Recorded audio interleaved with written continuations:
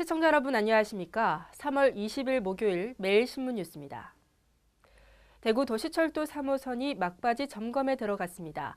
올 연말 개통을 앞두고 처음으로 정구간을 오가며 시운전에 나섰는데 개선해야 할 부분도 있었습니다. 대구 도시철도 3호선 열차는 19일 오전 출발역인 칠구 경대병원역을 시작으로 종점인 수성구 용지역까지 시운전이 시행됐습니다. 수성구 범물동까지 23.95km 구간을 운행하는 동안 전동차 창밖으로 금호강과 염색산업단지 등의 도심 풍경이 펼쳐졌고 전동차가 운행한 50여 분간 진동과 소음은 크게 느낄 수 없었습니다. 하지만 곡선이 심한 구간에서 한쪽으로 기울어지는 각도는 지하철보다 훨씬 커 불안감을 느낄 정도였습니다. 이에 대해 대구도시철도 건설본부는 정식 개통 후 전동차가 정상 속도인 시속 70km 이상으로 운행하면 곡선 구간에서의 열차 기울 현상이 크게 감소할 것이라고 말했습니다. 제8회 서상돈상 시상식에서 김영훈 대성그룹 회장이 수상했습니다. 매일신문사와 국제보상운동기념사업회는 19일 대구 그랜드호텔 리젠시홀에서 열린 시상식에서 김영훈 대성그룹 회장에게 제8회 서상돈상을 수여했습니다.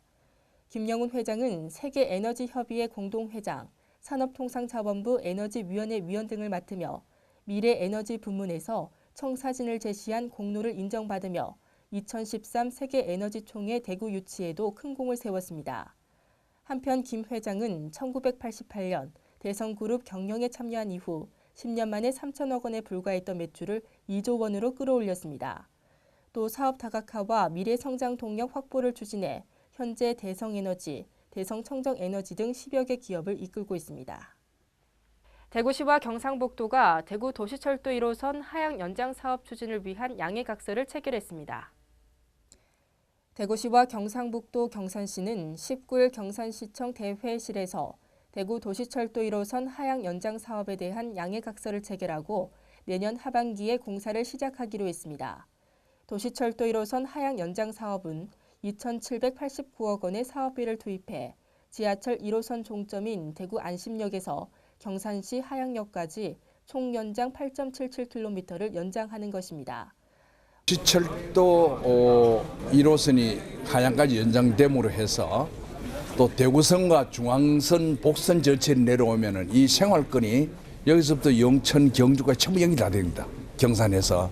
그리고 또 1, 2, 3호선하고 해서 광역 전철 철도망이 구축되는 새로운 계기가 될 것입니다. 목표대로 2019년에 개통되면 대구 경산 간의 교통 편의 증진은 물론 대구 혁신도시, 대구 광역권 전철망 구축, 경산 지식산업지구 등 대구시와 경상북도가 추진하는 각종 대규모 개발 사업에도 큰 시너지 효과를 낼 것으로 기대되고 있습니다.